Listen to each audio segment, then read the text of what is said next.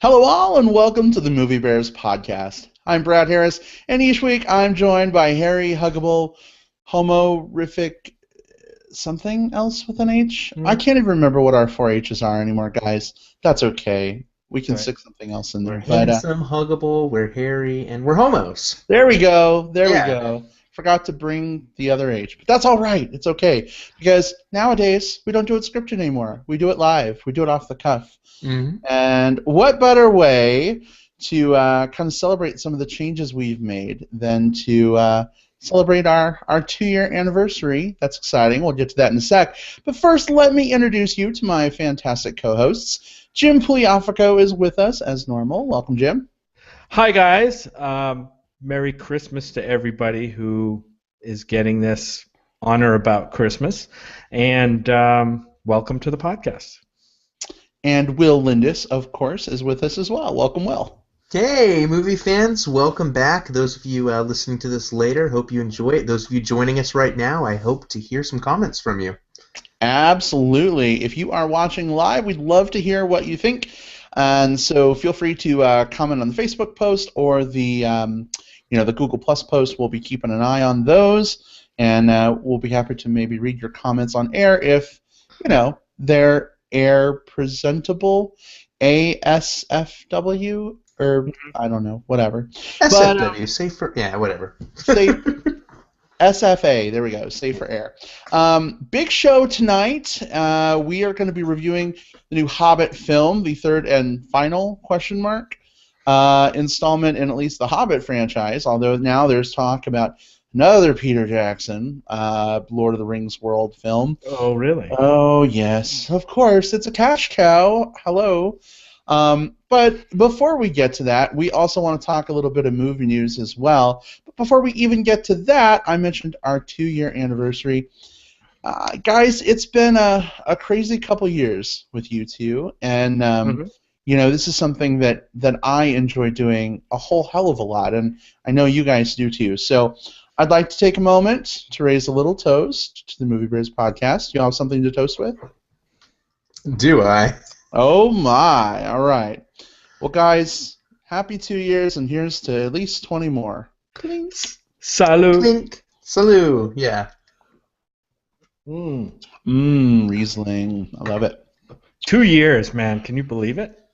I know, right? Like it's kind of hard to believe. It doesn't even seem like I remember our first anniversary show. Like it just seems like we started only a year ago. That's how fast the time's going. I know. It seems like we were just like rah, it's been a year, crazy, and now it's been 2, and we're like, what? Wait, what? But I thought it might be fun, and I mentioned a surprise to you guys in the Facebook chat this week, to revisit a couple of fun moments from our very, very, very early days. What do you guys think? Yeah. Yeah. Okay. Yeah, I'm equal parts excited and terrified. I guess that's the right attitude. So let's do it. All right. I'm gonna play you a little clip from our very first episode. You guys hear that? Okay. Oh, sure can. Hello, and welcome to the inaugural episode of the Movie Bears podcast. I'm Brad Harris, and each week we'll be discussing exciting news from the film industry and reviewing movies either current or classic. With me are my co-hosts, Jim Pugliafico. Hey everyone, welcome to the podcast. And Mike Cruz. I'm everybody's favorite comic book junkie. Yes, you are. We love you, Mike. Mike! We also have a special guest joining us this week from the Phoenix Movie Bears, Joshua Hastings. Howdy. Hey, thanks, Brad. Thanks for having me. Just let everyone know, really appreciate all of you tuning in tonight. Yes, absolutely. And Joshua, it's totally our pleasure to have you on the show.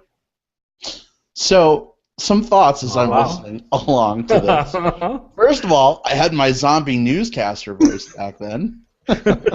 You could tell you were like rocking right from the script. You sounded like a baby. You sounded like a baby. Like you sounded younger. Seriously. I know, right? Now I sound all old and mean. Hey, Sonny. Get off my movie bear porch. But also, two voices we've not heard on the show in a really, really long time. Mike Cruz, of course, who was with us in the very beginning. Mike, we adore you. We miss you. And I know you're super crazy swamped, but if you ever want to come back, we'd love to have you back on. And of course, Joshua Hastings, who was with us for a super long time, and he is sorely missed too. So kind of brings back the feels hearing their voices, guys, don't you think? Lots of feels. I told myself I wasn't going to cry. Oh, I'm glad you said you were crying, because it looked like you were pooping. Oh, well, to be fair, the two are very closely linked. That's true. Wow, that's way too much information. Okay. This is the episode where you learn all about me. No, I mean it's great to hear those guys again. Makes me miss both of them, and some of the movies that we talked about together. You know, Mike and his, Mike's like a comic book lunatic, so he. He just has all that, especially that historical view of the comics and that he brought to the comic book movies. So we definitely have to have him back on, and then of course Joshua. He's really heavy into the horror genre, and brought a tremendous amount to the discussions we had about those movies, and miss those guys. I mean, Joshua's. Have we ever, in 2 years now, I don't think we've ever actually met Joshua face to face. Never met him in person.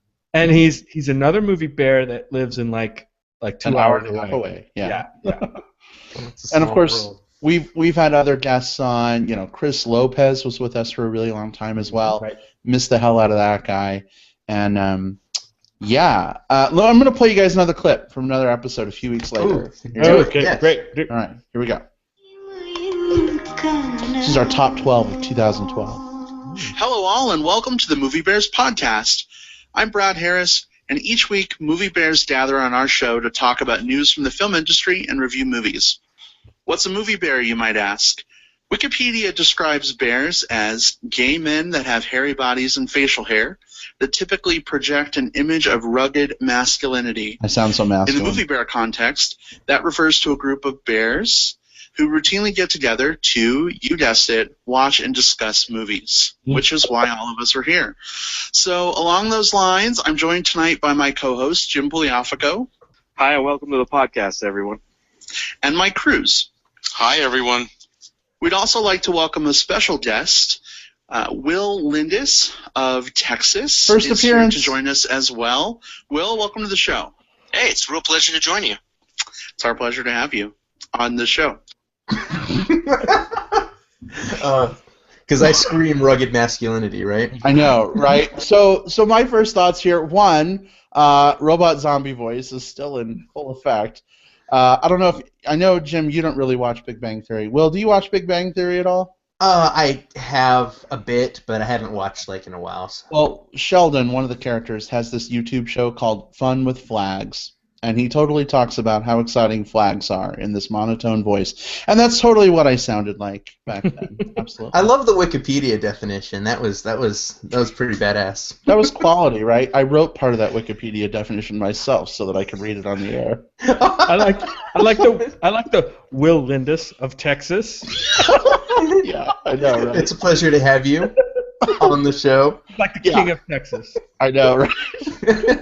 I'm just glad to know, that my horrible jokes apparently were in full force all the way back then. But yeah. So, Will, it was your very first appearance on the show. So. Oh, that's right. It was like episode, I think, like 4 or 5 or something like that. And 4. Yeah. It was our top 10 or top 5, I guess, of 2012. That was a fun show. And it was my first time to get to meet Mike. I'd met the two of you before, but it was my first chance to interact with him. And like we mentioned in the previous section, it's really fun talking with him and with Josh and with Chris, and with all of our guests. Like, so many amazing opinions have come on this show. Yeah, most definitely. All right, I have one last clip to play. So, since our first episode 3 weeks ago, this is kind of exciting, we've had 800 downloads of the show. That's pretty awesome. A lot of new podcasts struggle to break 100 downloads their first month. So being only 3 weeks in with over 800 is a pretty big deal to us. So we'd like to thank you guys, our listeners, for supporting the show and continuing to tune in every week. Without you guys, we wouldn't be here. So we definitely appreciate it. Thank you. All right. So 3 weeks in, 800 listens. I'm happy to report that 104 weeks in, we just broke the 100,000 listen mark and Whoa. officially have Oh, wow. 100,031 listens. So, for those of you That's who, amazing. you know, don't necessarily kind of understand what that means, you know, for us, it's kind of a big deal because we're kind of a niche within a niche within a niche podcast, right? We're a movie podcast that's run by gays who are themselves bears. Take that, Inception.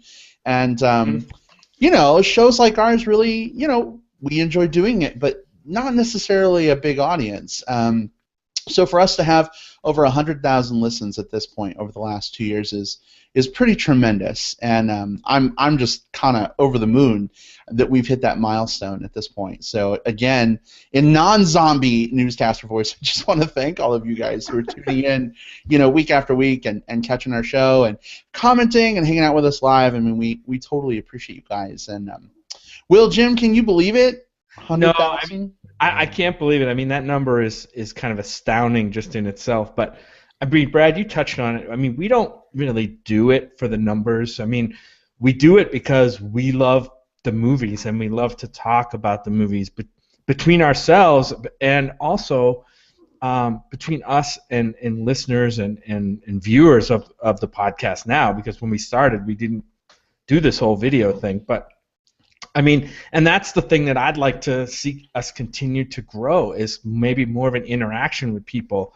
you know, movie bears and others that have the same kind of passion for movies that we do. And to me, that's what brings me the most joy. But yeah, I mean, 100,000, man, here, you know, Gay Bear Podcast Hall of Fame, here we come. Maybe someday. Maybe someday. About that, right?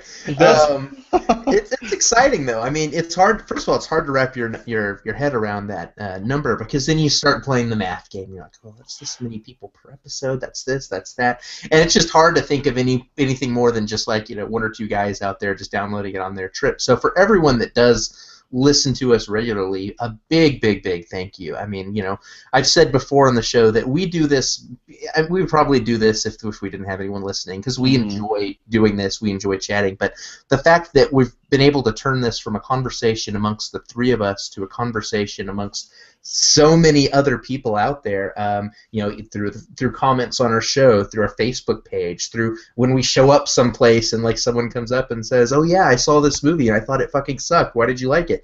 You know, or whatever. You know, it's turned this dialogue into a so much more multifaceted than I think we ever imagined. And so again, bottom of my heart, thank you. Absolutely. Well, guys, before we move on, any memorable moments from the last couple of years that stick out to you? I'm going to say probably when we had, oh boy, probably our guests. You know, our many, probably not one in particular, but like of all the guests we've had on, you know, from Jessica Cameron, Doug Langway, Nakia, Malcolm Ingram. Nakia, Malcolm. I mean, God, you mentioned Malcolm Ingram. There's one, you know, he's an amazing guest. Nakia, that's right. I mean, he's another guy we got to get back on this. Thing. We do, you know, next time we have a, you know, music, you know, music or you know something that kind of tickles his fancy, but. But I would say that those are probably the moments that stick out to me the most. Yeah, I mean, for me, a lot of it is from our guests. You'd mentioned quite a few. A shout out for a show that I wasn't even on, but had a super memorable guest, at least to me, was Steve from the Sacramento Movie Bears, who is the originator of many of our tropes and memes. You know, take a shot, eat a donut.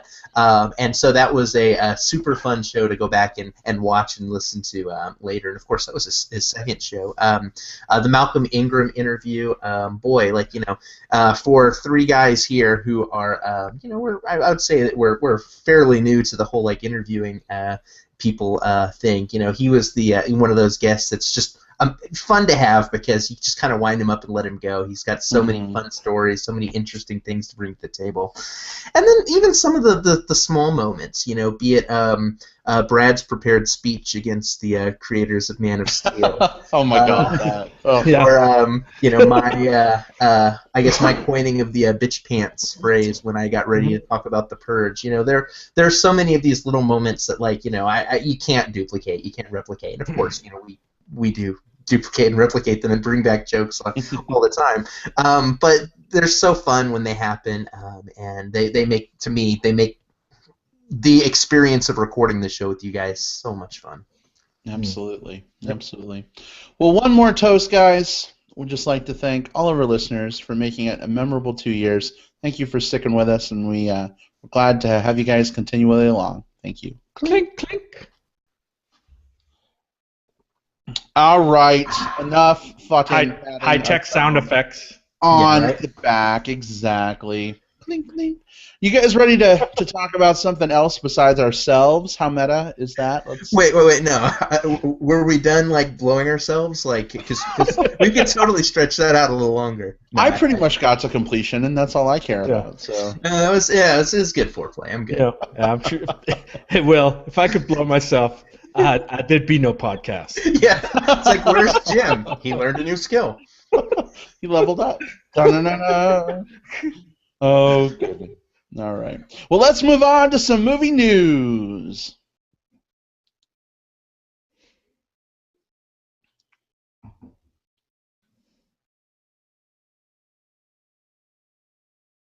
All right. So, after leaving a little bit of dead air in there for Jim to go back and edit in our super cool sound effect, I think it's super cool.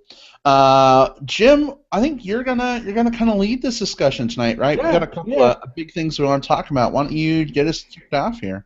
Yeah, we definitely have some things. We haven't really touched on news that much in the last few weeks because we've been super busy trying to review movies, which we will be getting back to after the news here. But so there's a couple of news stories to hit on this week. One is absolutely huge and blown up, and that has movie nerds and the general public in quite an uproar, worried about potentially far-reaching global implications to the entertainment landscape. That's one of our two news stories, and the other one is the Sony hack that you guys probably heard about. If anyone's been on Facebook, Twitter, or any news feed, they've heard about this little story about the Interview movie, Sony Pictures, North Korea, all in the mix, and the story has kind of taken on quite a life of its own, and it's still very much ongoing. I believe anyway, we're still very much in the middle of how this thing might eventually play out, whether it's going to fizzle out or continue to snowball like it has been, could have potentially huge implications. So for the uninitiated, for those who just want to be brought up to speed, I'm going to give a brief rundown, if you guys are okay with it. Yeah. Collected from various sources and so forth. So anyway, first of all, The Interview, you may hear that. That's a new movie that's coming out. It's a comedy. It's a Seth Rogen, James Franco comedy. You may have seen trailers for it. And in the movie is portrayed a plot. It's a comedy, but in the movie is portrayed a plot to take out or assassinate the leader of North Korea. At the moment, it's Kim Jong-un. And so way back in the summer when this movie was announced, it was in the news a little bit that North Korea warned us, or warned that the film's release would, quote, be an act of war that we will never tolerate. And it said the U.S. will face merciless retaliation. And this was way back in the summer when the movie was kind of announced. And so everyone kind of took notice and said, Jesus, these guys are really pissed off about this movie. Well, it's something to take note of, but we're just going to continue. But then stuff really started to happen about a month ago now with what is an event known as the Sony hack. And what had happened was workers on November 24th, workers at Sony Pictures in California logged onto their computer and found out through a message that was on the screen that they had been hacked by a group calling itself the Guardians of Peace. Not the Guardians of the Galaxy. Not the Guardians of the Galaxy, no. Guardians of Peace. Man, that sounds like a really shitty World of Warcraft guild name. Like, it's not doing it for me as a activist or hacktivist organization. I know, right? I know. But anyway, Sony's network was crippled. A bunch of data was stolen, like 100 terabytes of data was hacked and stolen from the Sony network. We're talking about personal identification information for Sony employees, emails between Sony picture heads and producers, stuff like social security numbers, salary details, medical information on these employees. I mean, it was everything. Even stuff like movies that were due to come out, screeners of unreleased movies like the upcoming Annie, and some things like the script for the upcoming Bond movie, Bond 24, called Spectre, was also put out there on the internet. So, all right, so you got this group that calls themselves the Guardians of Peace. They went in, they got the data, and it's around this time that speculation begins that maybe North Korea, who spoke up months ago, is now behind this attack that happened in retaliation because the movie was due to be released in a month. Mm. So over the next several days, the early part of December, North Korea denies that it's behind the attack, but not only did they deny it, but they also took the opportunity to condemn the movie, the interview, but also praised the attack as, quote, a righteous deed of the supporters and sympathizers of the North's call for the world to turn out in, quote, just struggle against U.S. imperialism. So took this opportunity to say, well, we didn't do this attack, but we're kind of glad that somebody did. Kim Jong-un, the king of the North. The king of the North, right. So then all this embarrassing stuff leaks out. I mean, we had producer Scott Rudin and Sony Pictures co-chair Amy Pascal, who've been kind of in the middle of this, email exchanges between the two of them about movies that were in the works, disparaging things about actors that they were involved in, disparaging things about President Barack Obama that went between them that were seen as semi-racist. Just crazy stuff that should never have been leaked out. And then we get to like December 16th or so. That's just about a week ago, I guess. Mm-hmm. And things really start to get serious. So they're still releasing these emails, and then this message comes from this group, Guardians of Peace, that says the group basically threatened violence against the U.S. reminiscent of September 11th, 2001, targeting movie theaters that plan to show the interview. So, and it even went so far as to warn people who live near movie theaters to like leave their houses and stuff. So it was crazy. So the movie's getting ready to release in a week. This threat comes: don't show the movie, or we're gonna take some kind of terrorist action, which, I mean, is a direct threat to the U.S. and on home soil. So then shit got real at that point. So then the top theater chains, not wanting to take the risk that something might really happen, theater chains like Regal, AMC, Cinemark, they all pull out of their obligation to show the interview, forcing Sony to basically cancel the Christmas Day release in its entirety. We are not releasing this movie at all. And Sony at that time said, we have no further plans to release this movie. So it was basically done. It sounds like they were shutting down. They were kind of, I guess, giving in to the terrorists. And when that hit Facebook and Twitter, I don't know if you guys saw it, but the reaction was kind of crazy. It went fucking bonkers. Like that was the only thing people were posting about, and I guess to this day, I'm still seeing lots of posts about the further developments. It really caught everyone's attention really, really quickly.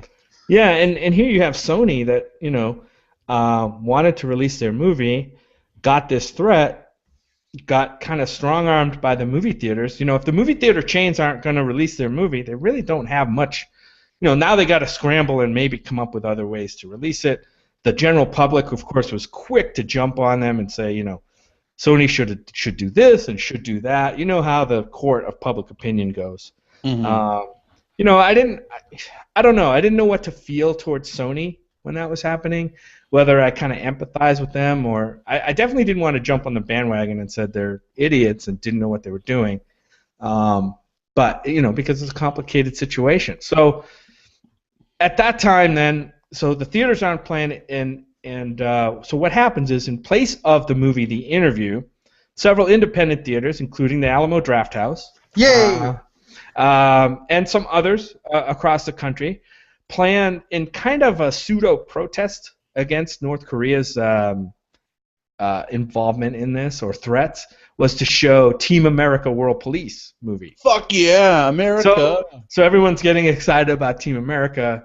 And then the next day, boom, Paramount says, nope, you can't show that movie. We're not going to allow it. We don't want to get dragged into this and have, again, if some kind of terrorist thing were to happen, Paramount didn't want to have any liability in it. So they basically said, nope, can't show that movie. So at that point, the hackers contacted Sony again, actually, and said that pulling The Interview was quote, a very wise decision.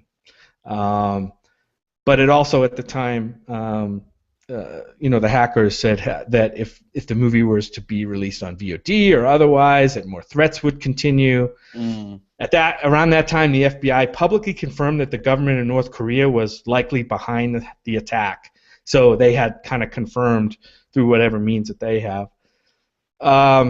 President Obama came out, if you remember, and said, "Oh, by the way, Sony, you made a big mistake by caving into North Korean hackers." He bluntly said that in a press conference that Sony made a big mistake, which I don't know. I mean, I don't know what even if they had not pulled the movie, I don't know if anybody except some of these smaller theaters would have played the movie.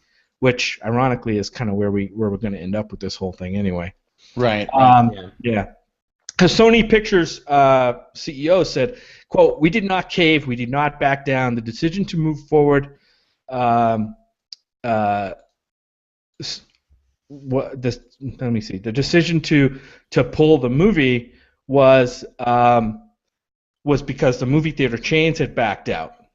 And without theaters, they couldn't release it. They had no choice. So anyway, we're going to December 21st, where North Korea, I guess, threatens to, quote, attack the White House, the Pentagon, and the whole U.S. mainland. After the President Obama says that he's going to respond proportionally to North Korea's cyber attack on Sony Pictures. And then that kind of brings us to kind of where we are today. And I don't know if you guys saw the news today, but it seems like Sony is going to allow the release of the movie on Christmas Day. So we're kind of back almost to square one again, where movies are going to be allowed to show to screen the movie, and it seems like the only ones that are jumping on it are the independent movie theaters. Alamo Drafthouse is on there. The Loft in Tucson is going to show it now. I mean, there's movie theaters across the country, but they're all small independents.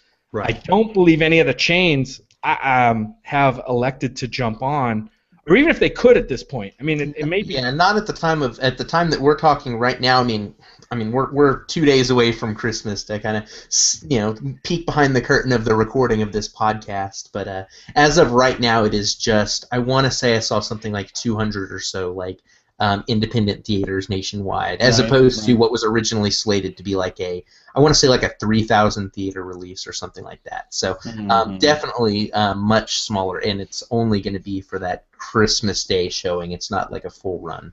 Well, actually, the Loft is showing has many showtimes. We're actually going to go on Saturday because we're having we just can't do it for Christmas week. We'd already planned on a showing of Into the Woods before we knew that So yeah, Will, I thought the same thing. I thought, oh, they're going to show it on Christmas Day, and then that they're going to yank it back again. But I mean, I looked at the Loft's showtimes that they've got up for sale, and they go on for like a week.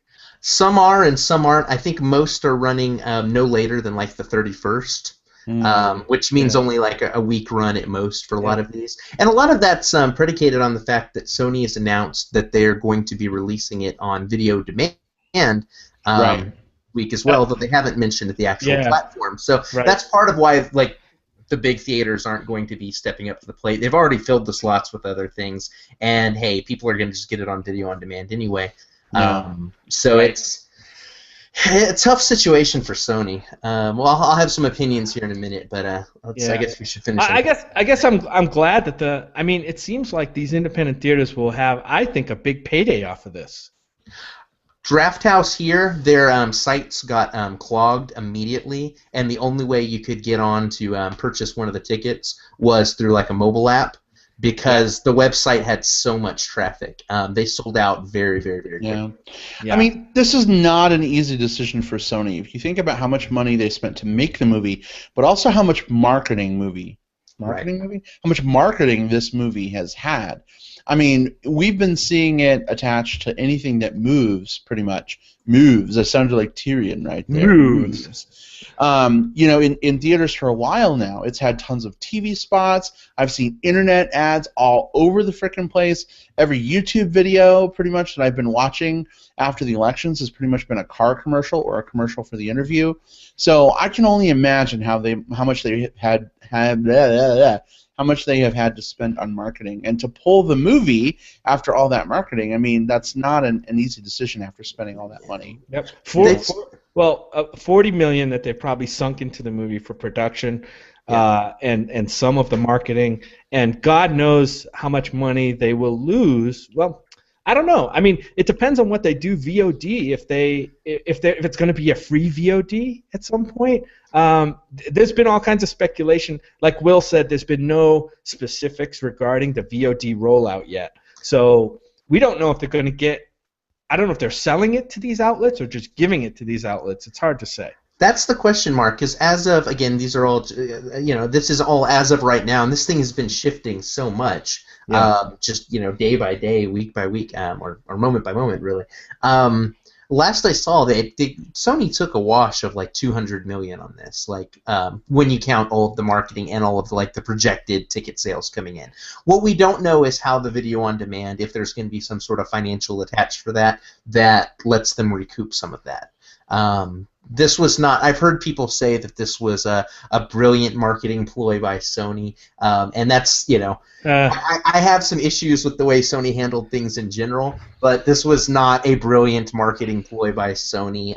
You don't do a brilliant marketing ploy that basically results in your product not being seen by potentially 3,000 theaters. Where that is not that is not part of their master plan. Yeah. No. Right. If it had gone a little differently, and they actually built up all this drama and then had a big theatrical release, maybe you could say, but I just don't think that. I mean, Sony Pictures, which is a division of Sony, right? I think has been not. I mean, word is that they're not as committed to the movie thing as they maybe once were in the past. They've taken some hits with the Spider-Man thing, and a lot of people are saying that this may be kind of the nail in the coffin for Sony Pictures, as far as they're like, you know what, we're checking out of this. This has gotten too bad. Yeah, I don't think that's going to happen. I think that's people being henny penny chicken, whatever the fuck. The sky is falling. Let's be sensationalist and make headlines. Sony's business model is to have their fingers in every pie, and that's you look at them with the consoles and with different technologies and their digital 4K. Like they want to kind of control every aspect. That's the nature of their business. And there's a lot of companies out there. You look at your Microsofts, that aren't quite in the movie industry, but they still are companies that want to do a little bit of everything, be a little bit everywhere. So that's Sony's thing, right? And I think where we end up with this whole thing is, I get where Sony came from a business perspective, right? This was a tough call for them. You've got theaters backing out of it. You're not quite sure how things are going to fall, and you don't want any of that liability washing back on you, because I'm sure that's a big part of it. And that's their business decision, and businesses are allowed to make the decisions that they think are best for themselves. But I think I used this phrase last week as well. Just because something is a business decision, that's not a shield against the opinions of the court of public opinion, which every business is doing what they're doing because they want to get more people out there purchasing their products, seeing their thing, putting money their way. So if we have if they make a business decision that the world is not happy with, if we feel that they we as a general populace feel that they backed town too early, that they opened the door for future censorship of film and other products, then Sony kind of has to eat that. They have to absorb that because their business that's the decision they made. It's unfortunate. They didn't ask to be put in that position, but here they are. All I know is before we go and see it on Saturday, I'm meeting with a lawyer and getting all of my affairs in order. It sucks. I had the 17th was the day that it got pulled from all of the theaters. I had a press screening for it that night, and so that got canceled as well. Wow. So I was hoping, we got a little email that's like, hey, because of all these things that are going on, it's been canceled indefinitely. And all I thought was, oh, shit, I really wanted to come to this podcast and be like, hey, guess what I saw that no one else saw? Yeah. I don't know. I mean, I don't know what it means. I mean, like I said, Sony says that they've never given up on releasing it. Even now, granted, they did cancel the release, but they feel that they were kind of forced into it because they had no means of distribution of the movie because everyone was backing out, and they were looking at other options to release the movie all along. And now we're back to the independent theaters will take it at least for a little while. Hopefully. Yeah. And the prevailing thought is that there's no bite to this bark that we're hearing from the supposed group Guardians of Peace or North Korea or Kim Jong-un or whoever you want to put this on.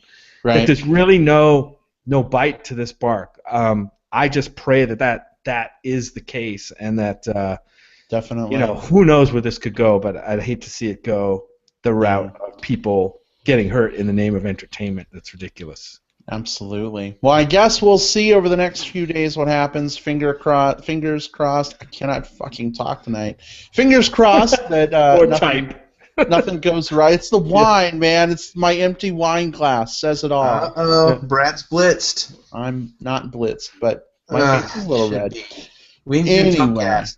Anyway, North Korea, red, Brad's face, blitzed. I guess it all goes together. How about we talk about something else? You guys ready to move on to another topic? I'm ready. Let's do it. What's our next bit here? Our other topic is big in some circles, but not so big in other circles. Equally as important as warfare with North Korea. Equally as important as world affairs based on movie plots, which is kind of just strange when you think about this whole thing. But anyway, it's the fact that Star Trek 3, the third iteration of this new Star Trek franchise, got an announcement of a director since Roberto Orci stepped down about 2 weeks ago now, I think. And then for weeks there was rumors that who was going to come in and direct this thing. I mean, Jonathan Frakes was talked about possibly coming in. Jonathan Frakes, right behind you. There he is, that guy behind you, right Riker. There. What? Riker director. But that didn't happen. So the Paramount announced that Justin Lin, is going to be the director. He is the director of Fast 5 and Fast and Furious 6, and also Tokyo Drift, Fast and Furious Tokyo Drift. Has stepped in to be the director, and the movie is going to be released, by the way, in July of 2016. So they also, not only did they want, now that they have a director, they didn't waste any time in announcing the release date of the movie. So they've put him right on the schedule and said, you got to knock this thing out in however long it's going to take, but you're going to release the movie on July 8th. I guess, I don't know what you guys think. Will, I kind of know where you're going to come down. But I'm going to go on record as being kind of optimistic for this sequel now.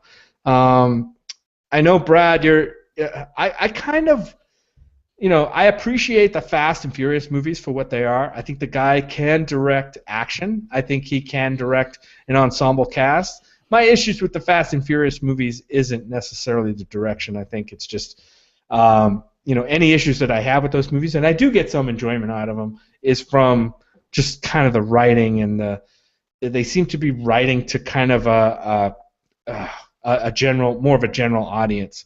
So we'll see what Justin Lin can do with some writing that's specifically Star Trek writing, with the Star Trek universe involved. I'm kind of excited. I think he has maybe the right set of sensibilities for Star Trek, a fresh approach. It could be just what the franchise needs. So have at it, guys. I'm going to say any excitement I had for the new Star Trek movie is completely gone at this point. The Fast and the Furious movies are fucking terrible. I realize writing is its own thing. But I've only seen 2 of the ones that he's directed at this point. Tokyo Drift, and it was the 5th one, you said, I think, right? The 5th one that we saw. A lot of his directorial choices just drive me up the fucking wall. Tokyo Drift I kind of liked, because it wasn't nearly as terrible as all the rest of them. But just a lot of the gimmicky shit that he pulls, from like the zoom in on faces shots, like with surprised reactions, to like, how people are in the cars and how they're showing the action and the speed lines. I just, I realize some of those things are probably just particular to the Fast and Furious movies. But I swear to God, if all of that, a lot of the things he does in those films is translated to a new Star Trek film, for me, I'm not going to enjoy it. I just know I'm not.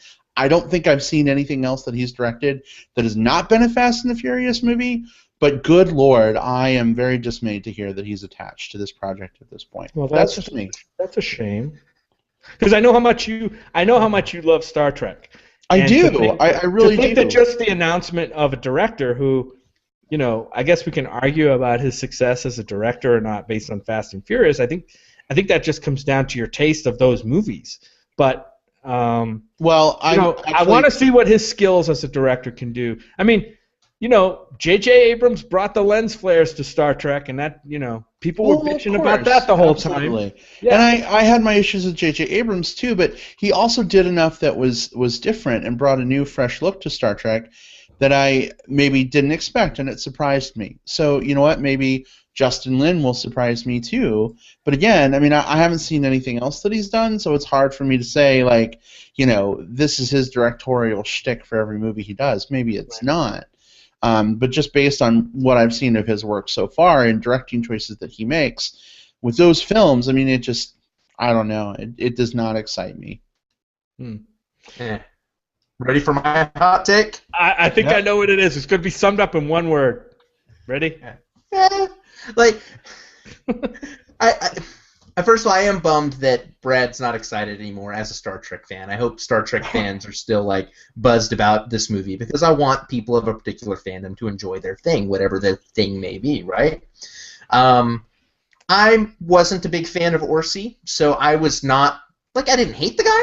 I didn't, hate his choices, but I wasn't buzzed about it. So I was kind of already, not super excited about Star Trek 3.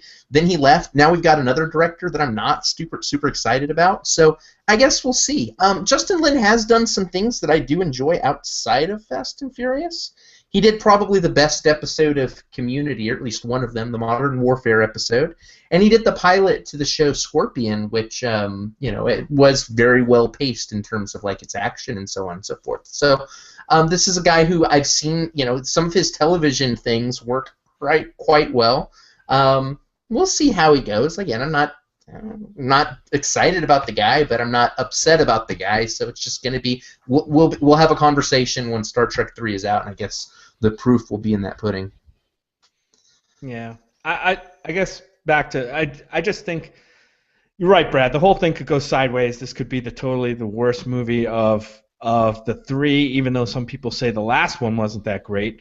But there's an opportunity here for for a spark to happen and for the movie to be well done and well received. So that's maybe that's just the optimist in me speaking. I guess part of my fear is that in the studio making this choice is maybe they're thinking, well, hey, maybe he'll get all these young people who love the Fast and the Furious movies to come watch Star Trek. I don't know. I mean, I don't think Justin Lin is the kind of director who has a following. I don't know. Yeah, I don't think the fans of the Fast and Furious are going to flock to Star Trek because of that. So you don't think in any of the marketing we're going to see from the director who brought you Fast and Furious, Tokyo Drift? I don't know. Star Trek 3. That's really? I don't know that we will. Maybe we will, but I seem like if they did that would be really shitty marketing. Like from the director of the thing that has nothing to do with the thing you're about to watch. Most of the time, the marketing for very genre-specific stuff would be more about the lines of like, your favorite actor is back, or your favorite characters are back, or whatever. Yeah.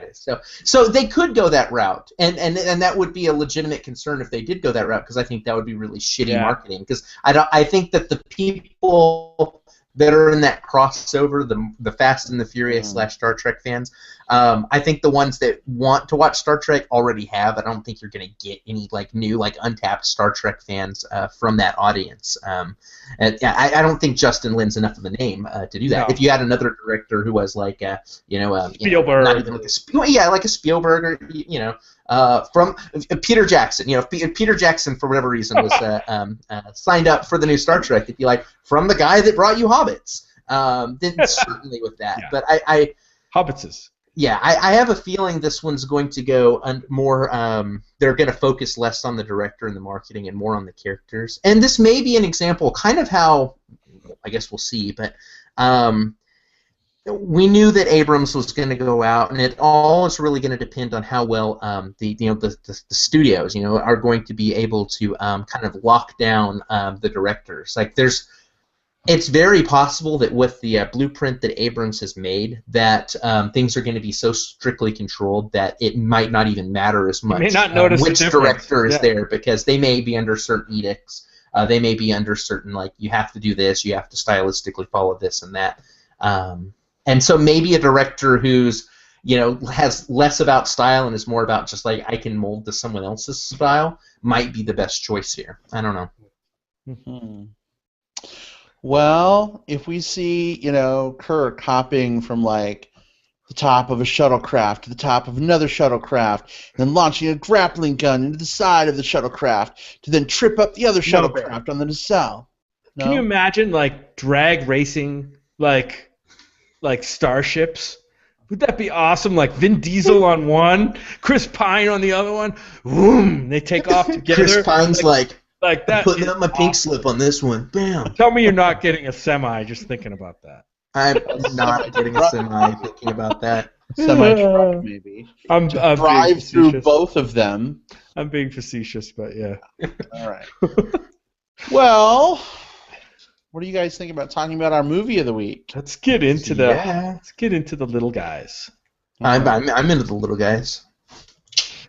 Little guys, big guys, it's all good. Yeah, just guys. I'm bi-casual. Yeah, there you go. There we go. All right, well, here we go. Our discussion of The Hobbit, The Battle of the Five Armies.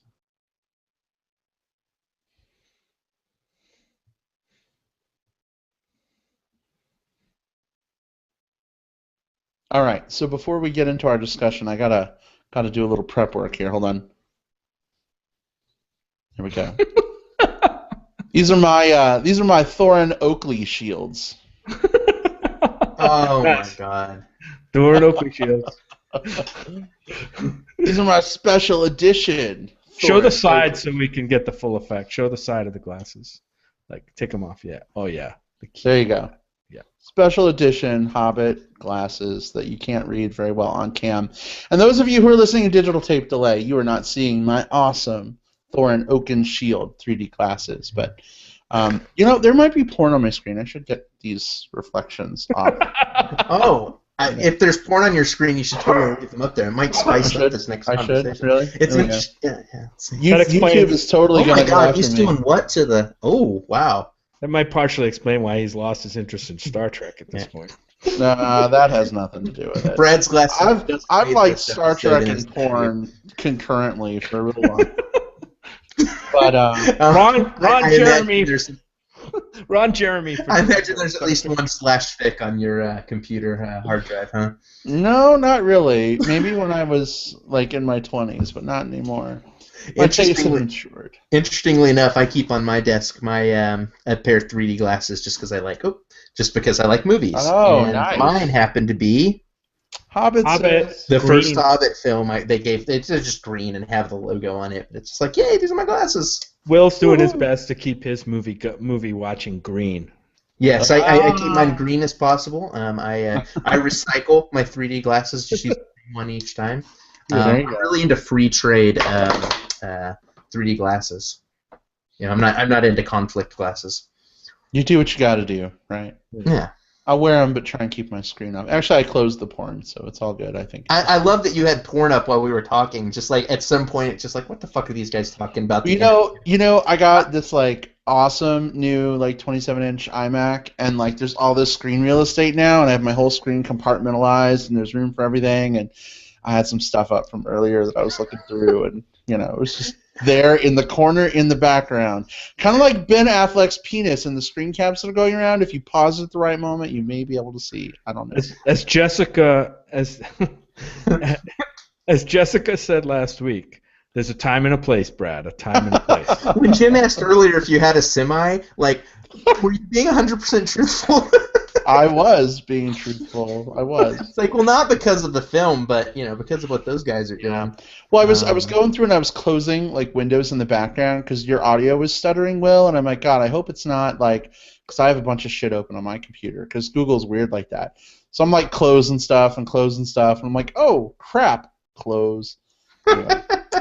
Anyway, how about we talk about The Hobbit instead of my extracurricular habits? Hobbits is. We're good with that? Okay. So as we usually do with these kinds of things, we're going to talk about it spoiler-free, just to kind of set the film up a little bit and give our opinions on whether we think it's worth seeing in theaters, if we should rent it, or if maybe you should skip it entirely.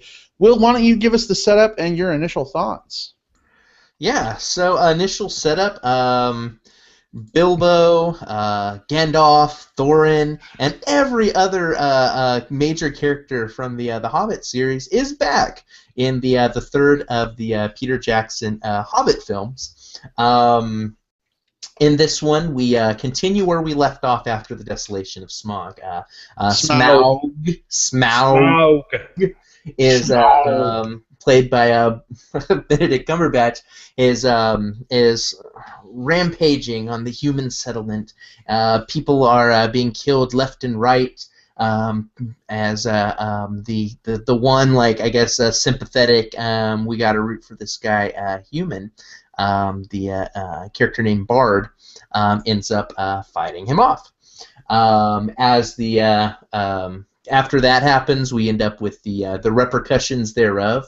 And the film goes into basically a setup where we have different factions, all based on different races, all vying for control of one strategic and one strategic area based off of how it will benefit them from a war perspective. The gold that's there. So it's this film that turns into a big standoff film. We'll talk about all of those in specifics. There's a lot to talk about with this movie because this movie has a lot of things going on. In terms of the quality of the film itself, I think there's a couple of different ways that you can look at it. You have to look at this film in context of not just as it is a standalone film, and not just how it works as the end cap to a trilogy, but also how the entire Hobbit trilogy works as a narrative compared to the Lord of the Rings trilogy, which preceded it. So you've got a lot of different angles that you look at this film from, because they're all part of the same legacy, right? So as an individual piece, I think that this is a quite fun film. There's a lot of interesting things happening here. They take a portion of the original, the source material of the book that was a little bit one note, and they expand it in a way that gives a little bit more depth to the world, especially in terms of setting up the things that would happen in Lord of the Rings, and in setting up the motivations of all of the different factions.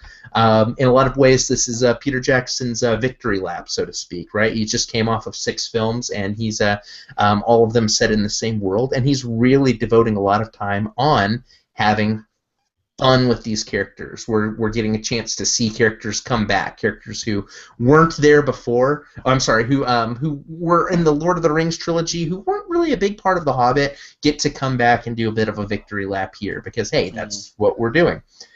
In terms of how it works as an actual trilogy compared to the original one, the narrative is not as strong as the Lord of the Rings trilogy, and I think that's the end result of this film being, well, one story that's drawn out and stretched and pulled into 3 films versus Lord of the Rings, which is a very natural 1, 2, 3 book, 1, 2, 3 film progression. And I think that's what we've been sitting here really for the last 2 years saying, right? Like, since we saw the first one, like, it's really hard to judge how wise a decision this is going to be, how well paced or how poorly paced this whole thing is going to be, or if it's just masturbatory to try to stretch it into 3 films until we've seen all 3, until we see the end result. Now that we've seen the end result, again, it's fun, probably unnecessary. They could have done this, they could have cut out a lot of this fat. They could have cut this into 2 films.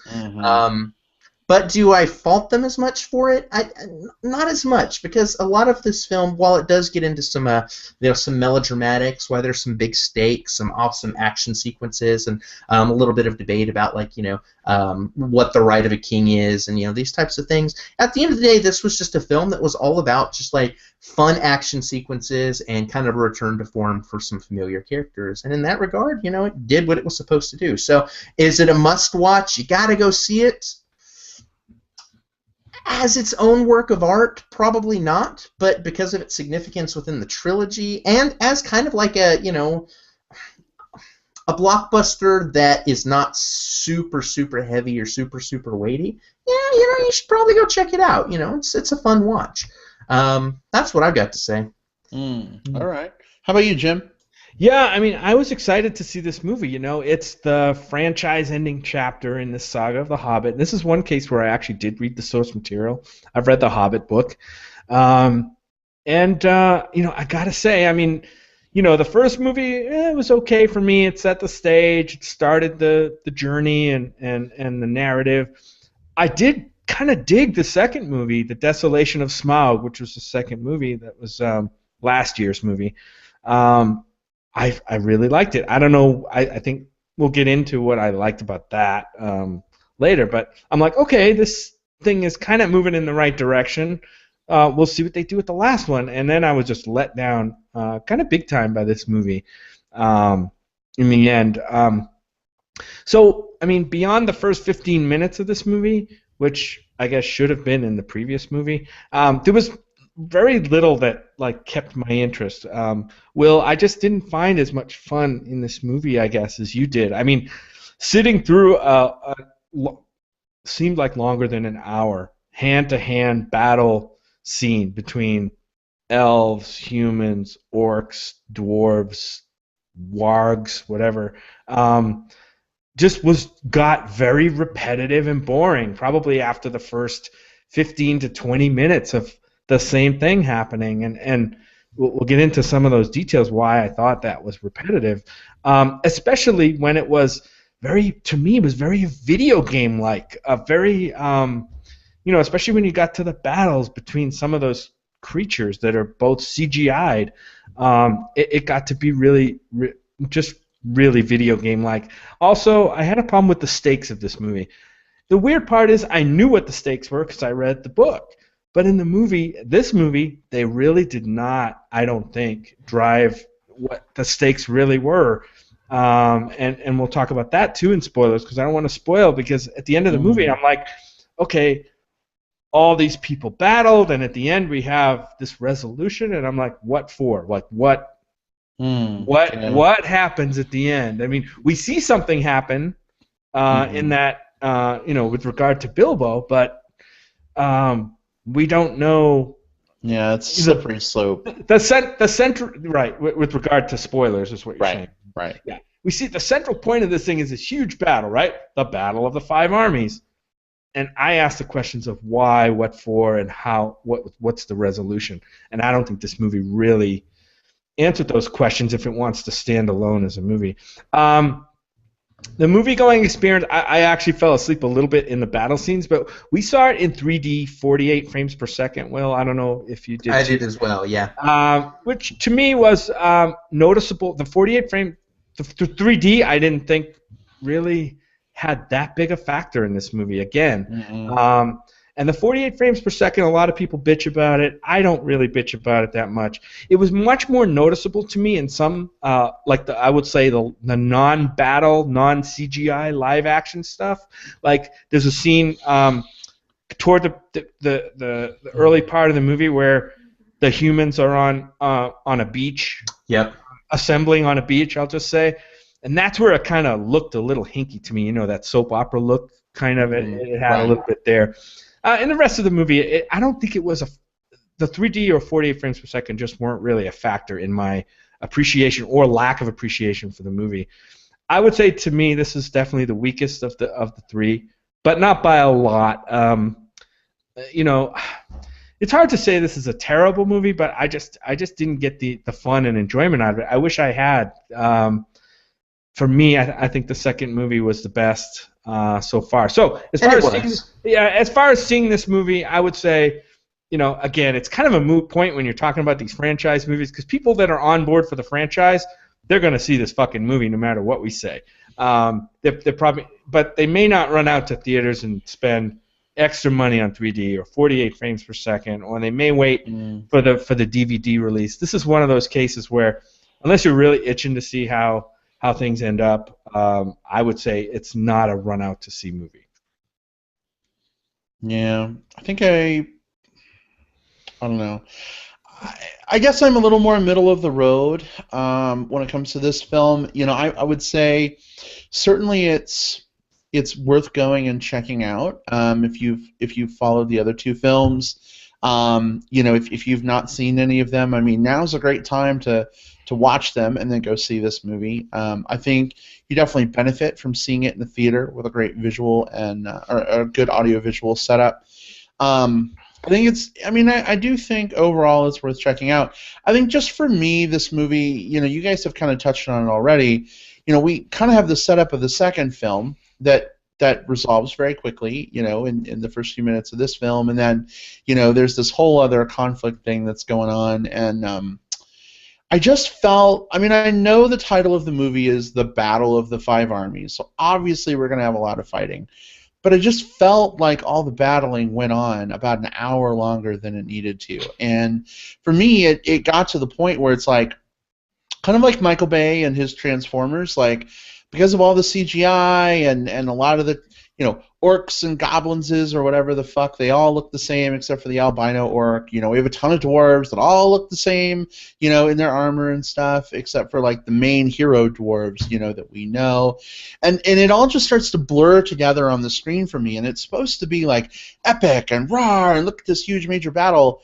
But after like 20 minutes of it, I'm like, I don't care about any of these. Like, I don't know any of these characters, in the background. And then when we switch to the hero characters, it's like, oh, great. Well, their battles have gone on for 35 minutes now. And it's like, well, where are the stakes, right? Because they've been fighting for a really long time. And, it's like, I don't want to spoil either, so I'm not going to go too far. But it's just kind of like, you'd really think something would happen by now. We've had an hour of battling, and we haven't really gotten anywhere yet. So for me, I think they easily could have, realistically cut about, 25-ish minutes out of a lot of that stuff, tightened it up, and made it a lot more sort of engaging and kept the pace more even flowed. That said, I mean, there were things I did like. It was nice to see, Gandalf and Saruman and Galadriel. Jim, you mentioned some of the video gamey effects. I thought that whole thing with the Necromancer. I felt like I was playing Shadows of Mordor again instead of watching a movie.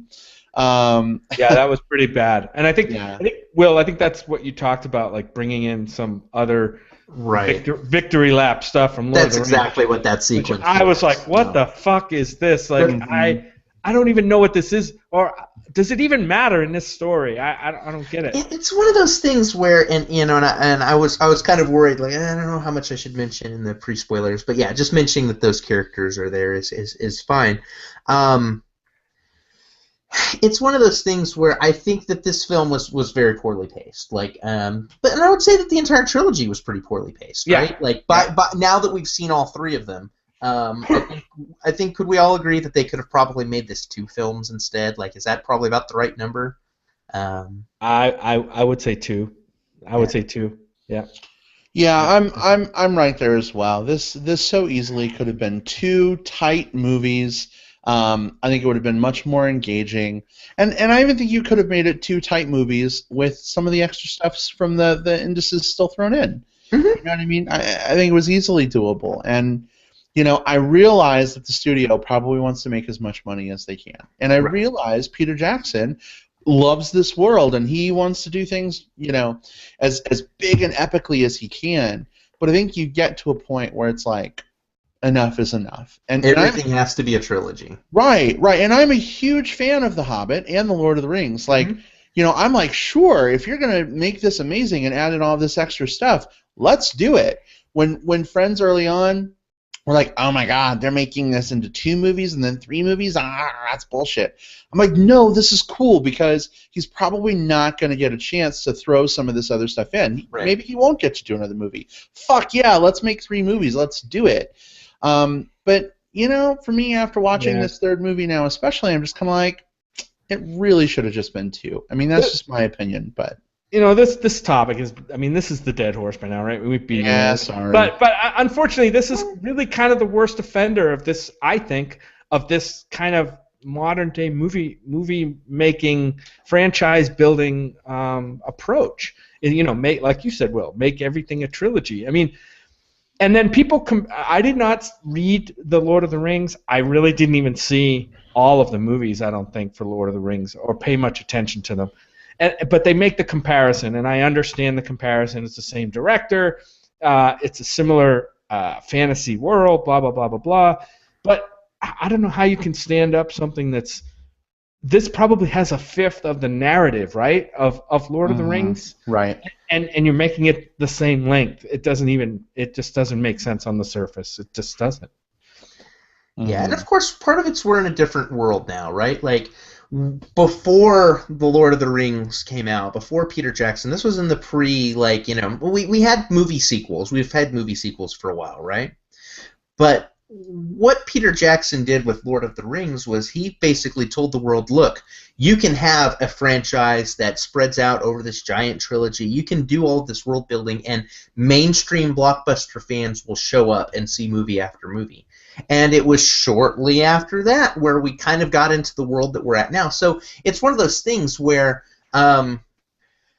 the problems with The Hobbit were actually created in part, not solely by, but by the success of Peter Jackson in Lord of the Rings. Like, he created the world that The Hobbit exists in, not just storyline wise, but here as a movie property. So the comparisons are bound to happen because we're comparing one narrative versus another from the same director, same world. So here's a point of reference that may help. The Hobbit is 278 pages long. The Lord of the Rings trilogy, together, is 1,137 pages. Yes. A 1/5. So, yeah, I mean, realistically speaking, right, you've got one 278-page book that's been spread out into 3 movies, and there's not near as much happening, like you were saying, Will, in this narrative compared to the other, and yet it's the same amount of screen time, or maybe even more. I don't even know what the final cut is going to be with the extended editions of The Hobbit. I don't know what. Oh yeah, not longer. You know what I mean? But it just kind of blows my mind. And it seemed like they knew that, and they filled this movie with. It had to be over an hour, man. I would like to time it from the time the battle starts to the battle ends. They had to fill this movie with at least an hour of this hand-to-hand combat junk. I mean, they did. I mean, and no further character development. I mean, there were some major character things that happened, I guess, in the battle.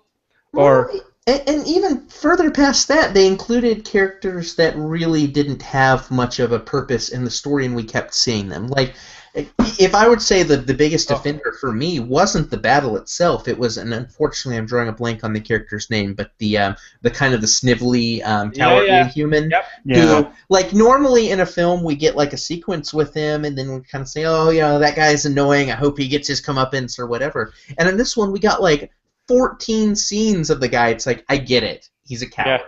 He's a dick, right? Yeah, and it's like that right there. You cut that character out. Yeah. That's 25 minutes right there. Yeah, served no purpose whatsoever. Yeah. Well, I said the same thing coming out of the movie. Nothing against the performer. I think he did a good job with the role. But it's just, in terms of like where it fit into the narrative, like this is the film of just like Peter Jackson probably saying, "Fuck it, let's add more. Let's just do more." Yep. Well, guys, how do you feel about moving on to spoilers at this point? Yeah, I think there's a lot to talk about, and let's do it in a spoilery fashion. Yeah. All right. Well, spoilers are officially fair game at this point. If you've not seen the movie and you value your innocence, you may want to step away for 10 or 15 minutes, and then we'll come back and do plugs if you want to rejoin us for that, because we got some cool stuff we want you to know about. But yeah, spoilers. Here we go. What do you guys want to do to start? Why did we have to wait for this movie to see the first 15 minutes of this movie and not have that in the second movie? Like, I mean... Because you don't want to end the second movie on a resolution point, which would be Smaug dying. You want to leave that cliffhanger, I'm assuming, to bring people into the next one. Because otherwise, like, what's the strong starting point? Like, they look out onto the horizon and see the orc army coming? Like, what is more waiting? Oh, there's an army in the distance. Or, oh my god, a motherfucking dragon is about to torch the city. Think about, like, a really good film or a really good book or a really good story or something like that. Like, the really good ones, like maybe even the best ghost stories or whatever, I don't know. Like, I'm going to use a horror film as an example. A good horror film, usually before the credit sprawls, the slasher kills someone right away, and you're like, oh, I'm scared now. Credits go, and then you get the setup where you learn about the main character and stuff like that. It brings you into the world, right? If we had ended this after Smaug, we would have had basically what? We would have had, like Brad said, like a lot of time with just people talking and kind of politicking before we got to the action itself.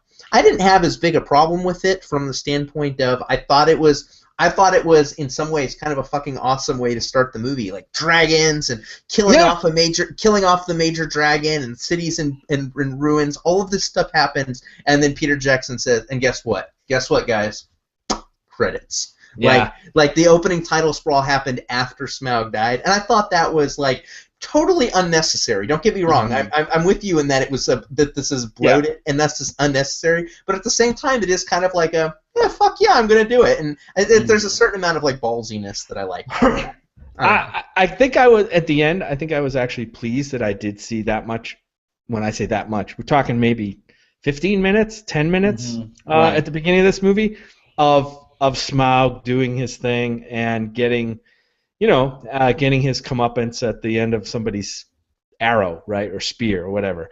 I was actually pleasantly surprised that I saw as much of him in this movie, because I gotta tell you, he was probably the most interesting character in all three of the movies.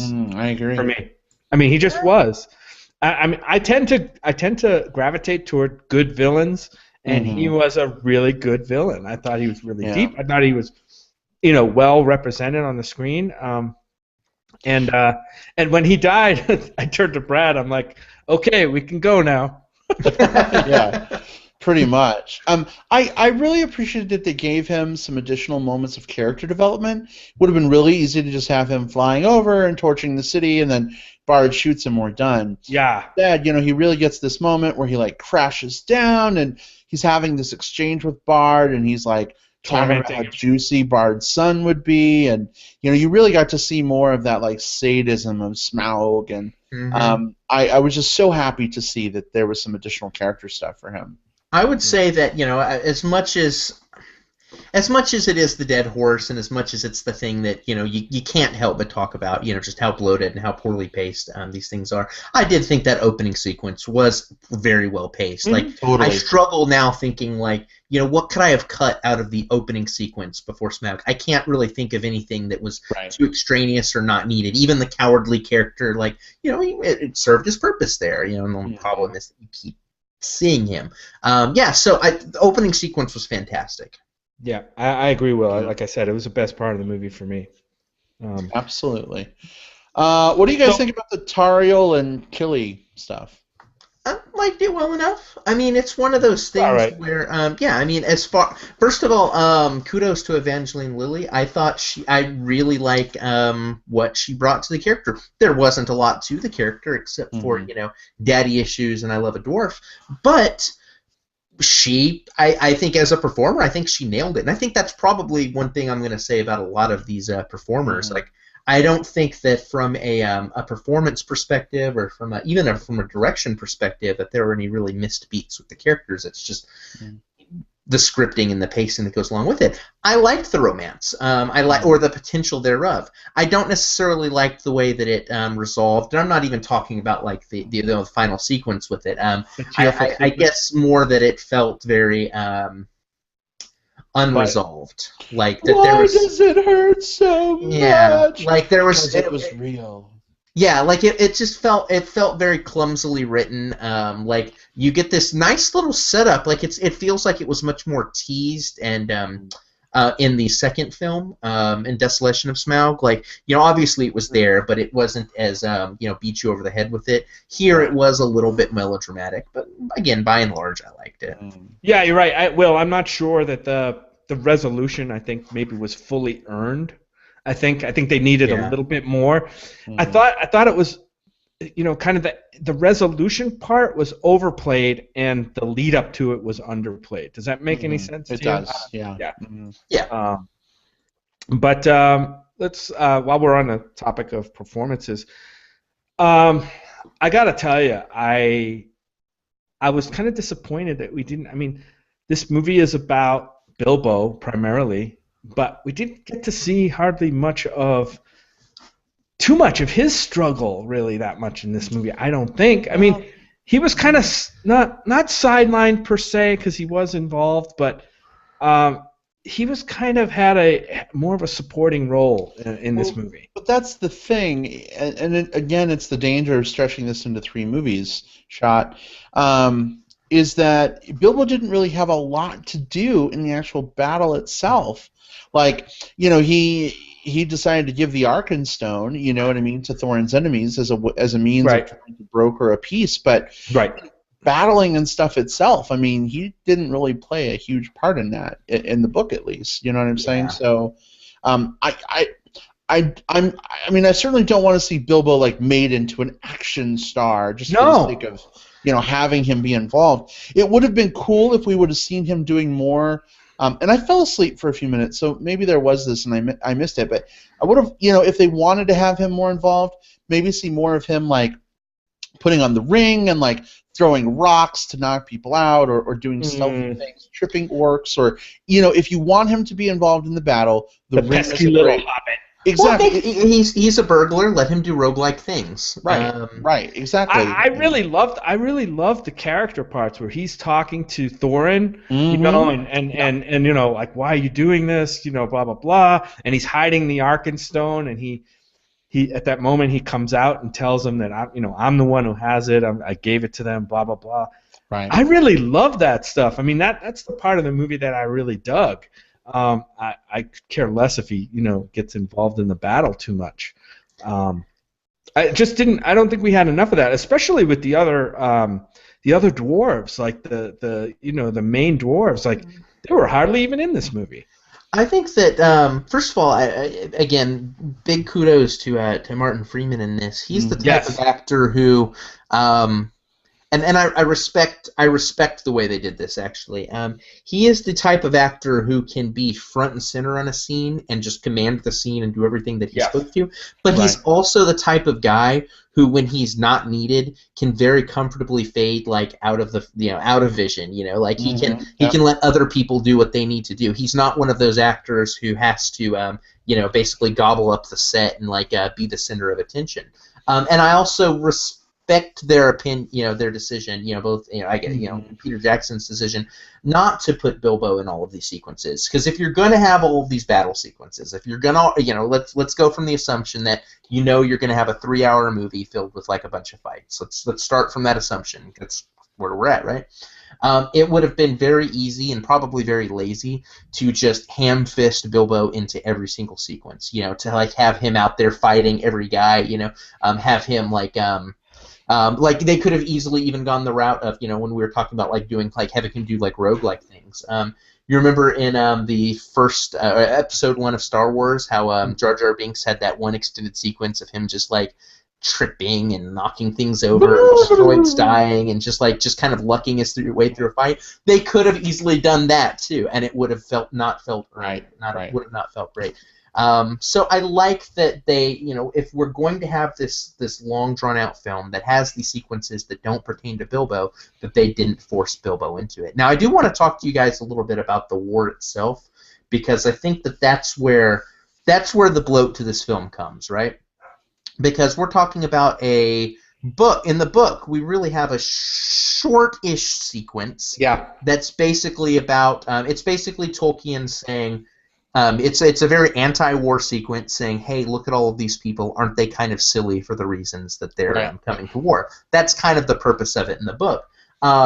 And that's sort of the purpose of it here, too. I know we were talking about, like, it didn't really feel like earned, like, why all of these people were here in the war. And I would say that I think a lot of that is intentional. I think we're supposed to think, like, what the fuck are these guys doing? They shouldn't be. They shouldn't be at each other's throats over something so petty, something so minor, especially when we do have this looming shadow of war kind of like hanging over things. So I like that they gave some more exposition. I like that they gave some more detail about like why the armies were there. Again, then the problem we run into is once we get all those interesting setups, I felt like I know why the elves were there. I felt like I knew what the dwarves were doing. I felt like I got what the orcs were doing. I got all of that. But then the fight sequences kind of in the middle act, where we just have the random generic CGI armies clashing. That was what went on too long. Because once we got to the individual skirmishes in the final third, that felt good. That felt by and large pretty good. It just felt like it took us too long to get there. And then we didn't really get the payoff, and that's my other big problem, is that when this is all done, we don't even know what fucking happened with the gold in the mountain. Like, are the elves getting a cut? Are the dwarves going to come back and live in the mountain? Are they doling it out? Are they going to let the people from Dale come in? Yeah. Like, the stakes are totally dismissed. Exactly. Like, this whole setup, we don't get any payoff at all. The only thing we get is, oh, look, Bilbo's got a chest of gold that he's carrying with him. Apparently he got a share. What about everybody else? Right. Who knows? Yeah, I mean, if the whole movie was focused on this battle about the mountain and the gold and, control over the dwarves' control over what was previously theirs or whatever. And in the book, I remember them talking about them splitting this stuff up. I remember it may have been short, but they still had that resolution, and the movie totally disregarded that. And I thought that was a very odd choice for giving us a bunch of people fighting over shit and then never showing us to cut. Yeah.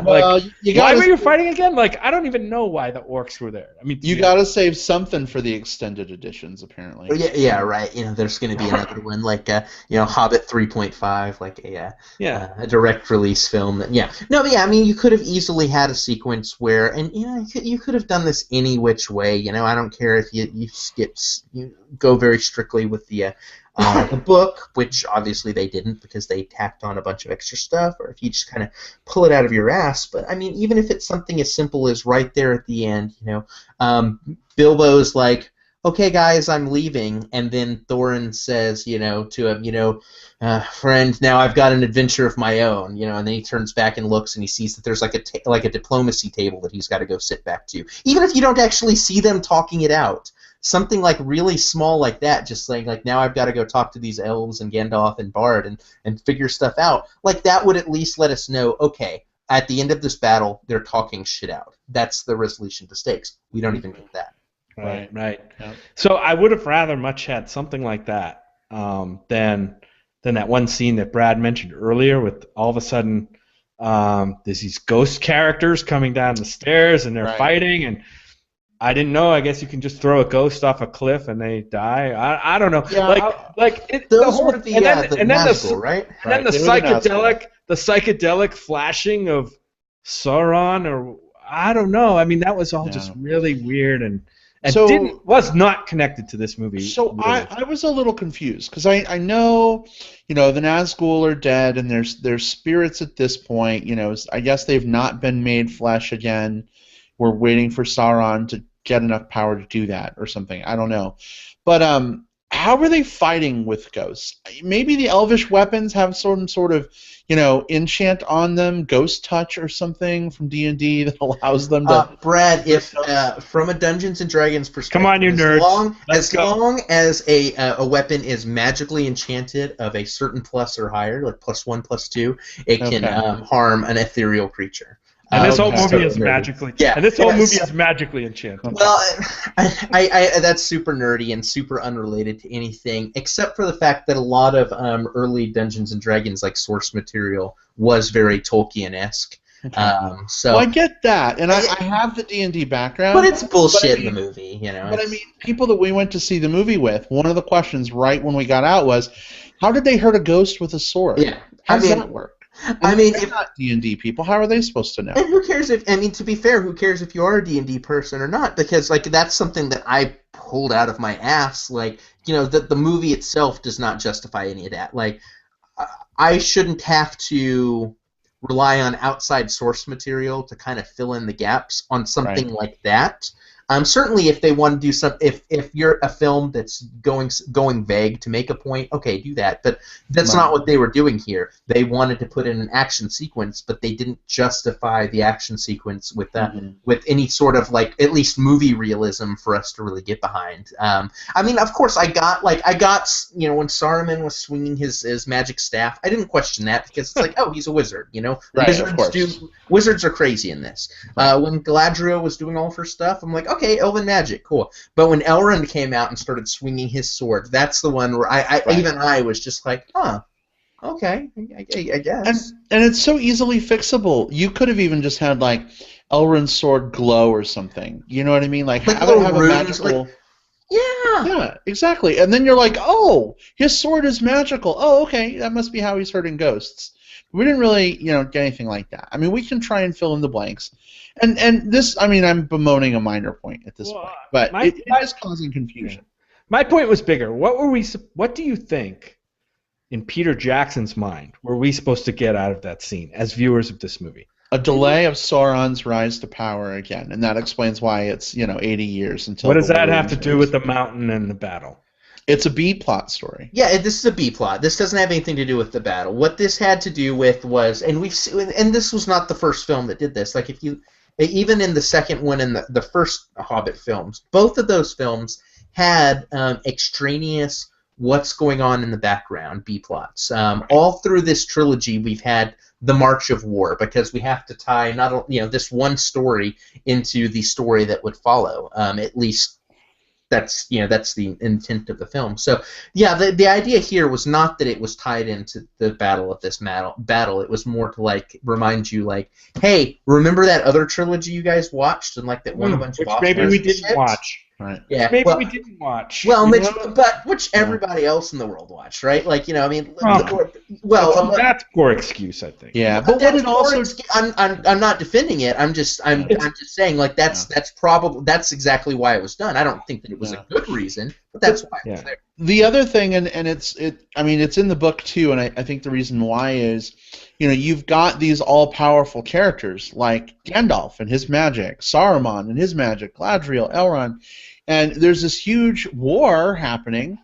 If those super powerful characters don't have some other place to be doing shit, then you're going to be like, oh, well, why aren't they in the war doing shit? Like, why does it come down to a small army of elves? Why does it, why is this such a big deal? You know what I'm saying? If you have them dealing with the necromancer, i.e. Sauron, that explains why Gandalf doesn't show up until kind of much later on. You know what I'm saying? Because otherwise it's just too easy to resolve things, right? Like if Gandalf shows up and brokers a peace all of a sudden, then that's not interesting, right? If Saruman comes out with his staff and he's knocking down huge waves of orcs and calling down lightning to blow them all up and fry them, that's visually interesting for like a second. That's visually interesting for like a second, right? But you don't get as much, of the hour and a half of generic CGI sword clashing. So checks and balances. Good thing I don't have. I'm not afflicted with epilepsy during that scene. That was pretty nasty. I did think it was interesting seeing Galadriel go all beautiful queen of doom and beauty again. That was kind of fun. And that's the thing. This film is resting on the shoulders of giants, and by giants I mean the first 3 films. I mean that of the Lord of the Rings. I mean the year that the Return of the King came out, that was I want to say the other films that when it came Oscar time, the other films could have just stayed home because it ended up raking up everything work-wise that year. So we've got, and that's not something you get for a big blockbuster, right? Like you don't get like every single Oscar going to a big blockbuster. Right. So we've got this, you're gonna the filmmakers, the producers, everyone, you do these callbacks to these other things because that's your bread and butter, that's your foundation, that's your thing. And again, I don't say that because I think it was the right decision. I think that it added to the bloat, but in terms of like why they did it, well, it's transparent why they did it. Yeah. I'm just saying it didn't work. But I think the movie also has to set up the next trilogy. I think that's kind of the other part of this being a prequel trilogy. It sort of has to capitalize on some of the elements so that when someone new watches these movies in order, they understand why there's a 50-year gap or whatever. Oh my gosh, there's going to be like viewings like with Star Wars where like you watch them in the Hatchet order. Like there's going to be a Hatchet order for The Hobbit, and that blows my fucking mind. So I got to ask you guys, I know you're fans of both and you're way more well-read and knowledgeable on both topics than I do. Which is more forced of a relationship? The relationship of these Hobbit movies and books to the Lord of the Rings, or the relationship of the prequel Star Wars movies to the Star Wars sequels? I would say Star Wars hands down, because at least with The Hobbit, this is pre-existing material and stuff in the indices that already tied in, whereas with the prequel trilogy, George Lucas was like totally full of himself and had a, you know what I mean, like he was just pulling it out of the air and it was crazy, whacked out crap. I'm just saying, it's like this for some, and that may be true. And Will, I want to hear your opinion too. Yeah. But for some reason, this one feels more forced to me. I don't know why. It feels like more of an attempt to stitch it together than a more organic stitching together. Does that make sense? I don't know. But it's look at proximity in time, right? Like these films are all very closely, between the first Lord of the Rings film to the last Hobbit film is a shorter time period than the first Star Trek or Star Wars movie to the 6th Star Wars movie, right? We had that long gap in between trilogies. So what you ended up with is a different approach. With Lord of the Rings, you kind of have this, you have all of these established characters in this established world by this established director, and they're all very well lauded. So when you have this new trilogy, you're as much trying to tell this new story as you're trying to make the fans of the first happy that they came back into the world, and that's why you have so many of these nostalgic pieces. And it's hard to say nostalgia for a franchise that's kind of been unending. But the Saruman and Galadriel sequence, as much as anything, it was just like, hey, remember these characters? We remember them too, and we love them. If you want to see them one last time, we do too. That's from a movie viewer perspective, that's what that was for. The Star Wars movies, you have this longer gap where, while they're certainly setting up the stuff that happens, there's a lot more time for them to come up with other wackadoodle things to do. Like, oh, what about this idea? Oh, let's do this. Let's do that. Let's do this. And that's part of where the original trilogy falls off the map, because those ideas don't feel very well grounded within the world that the first three set. That's why I'll take the Hobbit trilogy over the of course, episodes 1 through 3 any day of the week. Because even if they're bloated and unnecessary, they're at least grounded in the world that the first trilogy set up. Gotcha. Totally agree. Thanks, guys. I appreciate that. Absolutely. Well, any other spoilery stuff you want to talk about before we move on to some plugs here in a minute? Those sandworm things, man. Those, I don't think those were. I don't know if those were. I can't remember them in The Hobbit. You forget. I'm like, what the fuck movie are we in? Is this Dune or what is this? It was like Tremors. Yeah. Ah, man. I'm like, and why didn't they have those like fight shit instead of just digging holes? Well, same reason why Saruman and Galadriel didn't show up, because it's like, oh, how do we have them fight these things? Fuck it, let's just have them go out of the way. They were cool looking. I liked, as much as things looked video gamey in this film, and I don't know if I've mentioned this a whole lot. As much as things looked video gamey in this film, and especially in when things were panned out quite a way, I did enjoy the character and creature designs themselves. Maybe not necessarily the way they were animated and motion, but like the lead dwarf looked really fucking cool. The ogres with the little rock catapult things on their back. Those looked really cool. Like, everything looked really, really cool. It's just the motion didn't always work, and I don't know how much of that was HFR. I enjoy, HFR to me is just, it's such a fucking novelty. Like, I'm a fan of 24 frames per second, right? Like, that's just what I enjoy better for movies. But I enjoy seeing things like this every so often. Because I like that film can also be innovative as much as it can be like built on foundation. So why I enjoy seeing 3D films from time to time. Not that I love 3D, but it's just like, you know what? It's a novelty. I'll do this one in 3D. Yeah. So if we ran into a situation where every film was in 48 frames per second HFR, I don't know that I would enjoy that as much. But right now it's just the Hobbit films and then the upcoming Avatar films. So it's not prevalent enough to really annoy me. Yeah. Yeah, I mean, like I said, it didn't sway me one way or the other. I don't really hate it. I just don't really think it's going to catch on because I don't think it just looks weird at this point. Maybe I don't know. I just don't know if we'll have a chance to get used to it. But like you will, I mean, if a movie offers a gimmick like 3D or 48 frames per second as part of the the bells and whistles of the experience, then I'm probably going to be a sucker to go see it. If the next Avatar movie is in smell-o-vision, I'll go see it, because why the fuck not? I'll do it, But again, I don't want every film to be like that. Yeah, I agree. All right, just the last thing I wanted to talk about would be, Bilbo. I had a question. So at the end, Bilbo and Gandalf are walking back to the Shire or whatever, and Gandalf's like, "You fool of a took! I knew you had a magic ring the whole time, blah, blah, blah, blah." And Bilbo's like, "Oh, don't worry, Gandalf. I actually lost it in the battle, so it's all good." From the movie standpoint, do you think Bilbo knew he still had the ring? Was he surprised to find it in his pocket back in his house, or was he lying to Gandalf? He was lying. That's what I took from it, at least. Yeah. But I took that to be like, if you're like, oh, but Bilbo wouldn't lie, it's like, well, maybe that's the first part of like the ring's influence, Right. Not like him out and out like doing something really shitty, but just for a really good, honest, noble character to tell like a really tiny lie to a friend, like, that's influence. Yeah.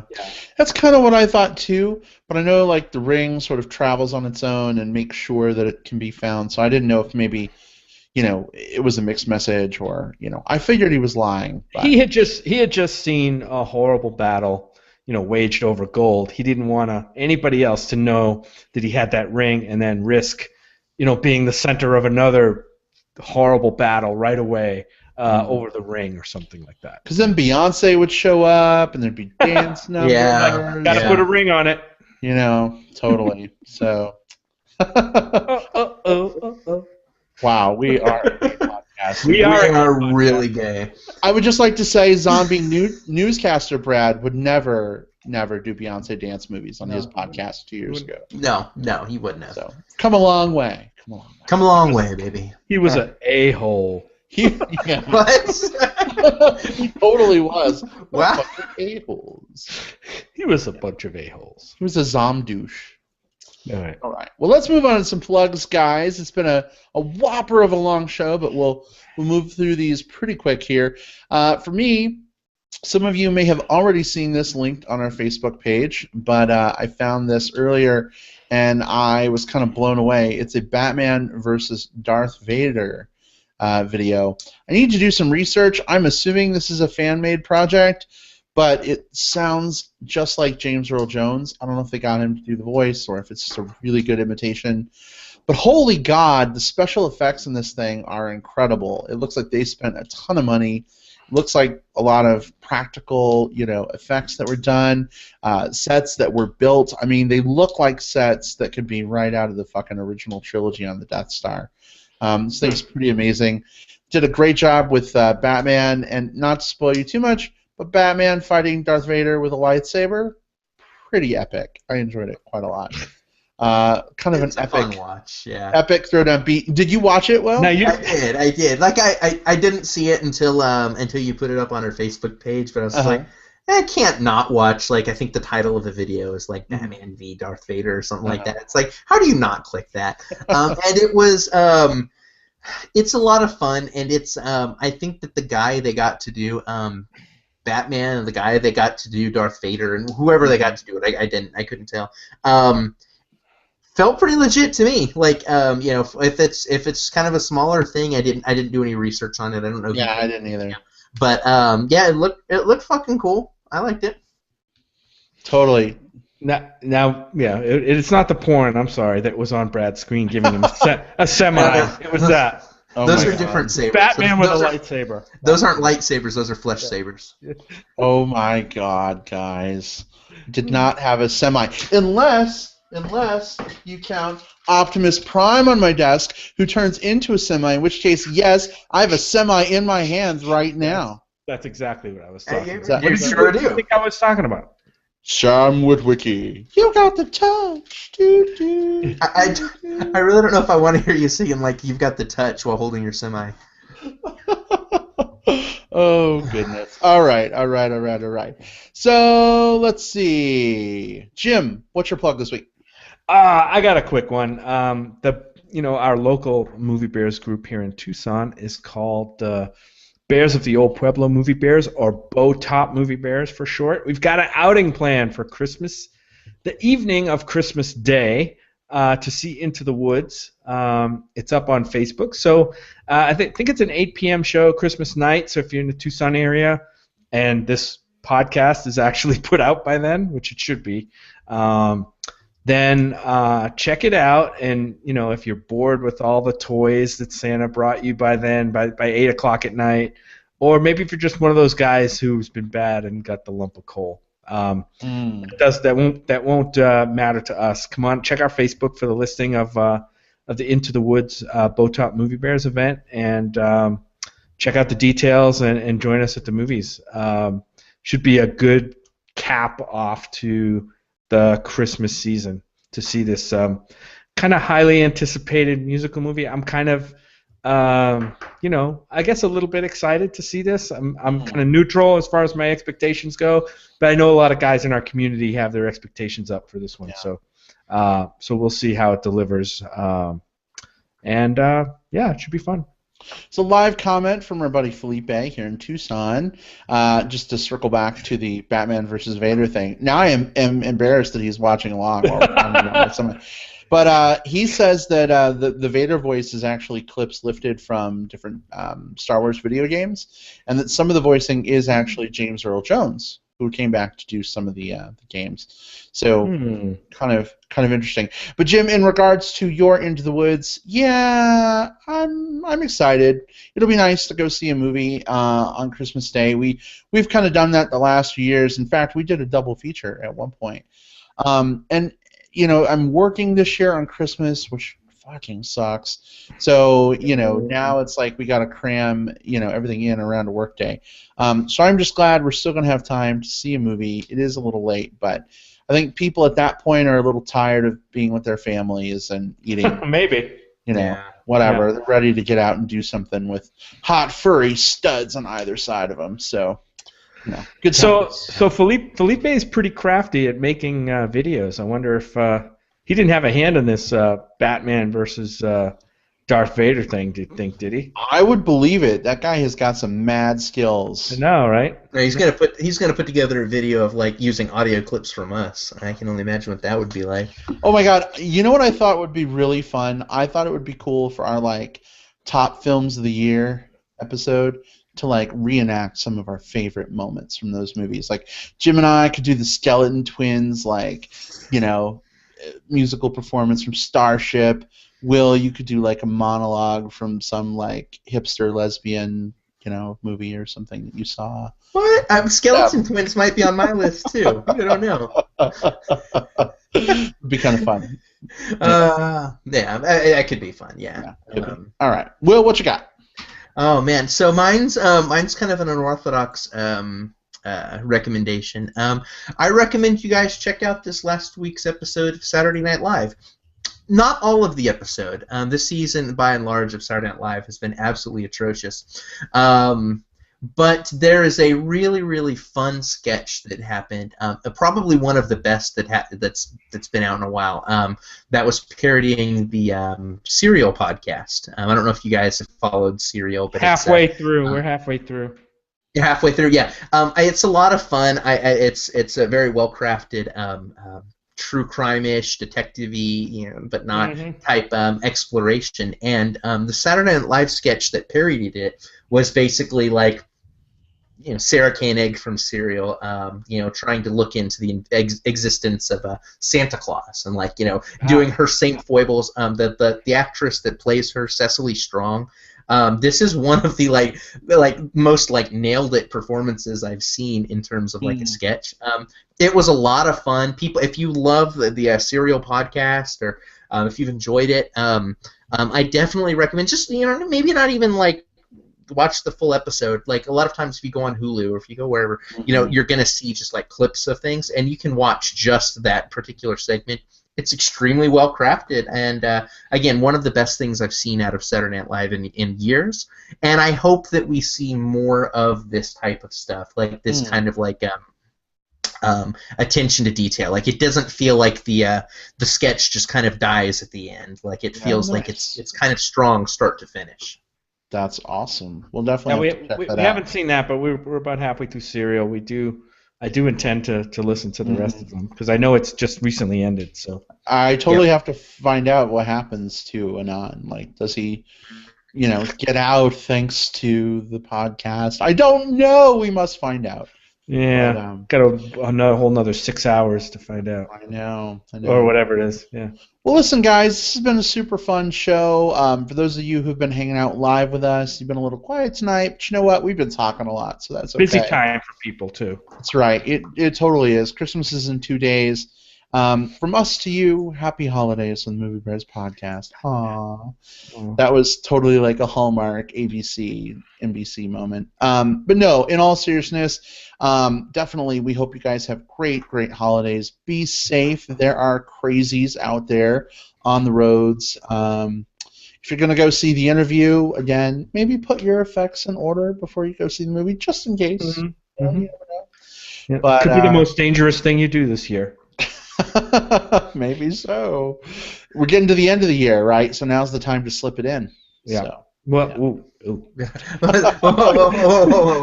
Let's keep things above board. Slip it in at the end. Anyway, all right. Have a good one, everyone. We will see you on the other side of Christmas with our review of Into the Woods. We're excited. Adam Shapiro from the HBO movie The Normal Heart will be joining us to review Into the Woods. We are super, super stoked to have him back. Merry Christmas, Happy Holidays, and all that jazz. Good night, everyone. Take care. Bye. Happy holidays. Bye-bye. Feliz Navidad. Feliz Navidad.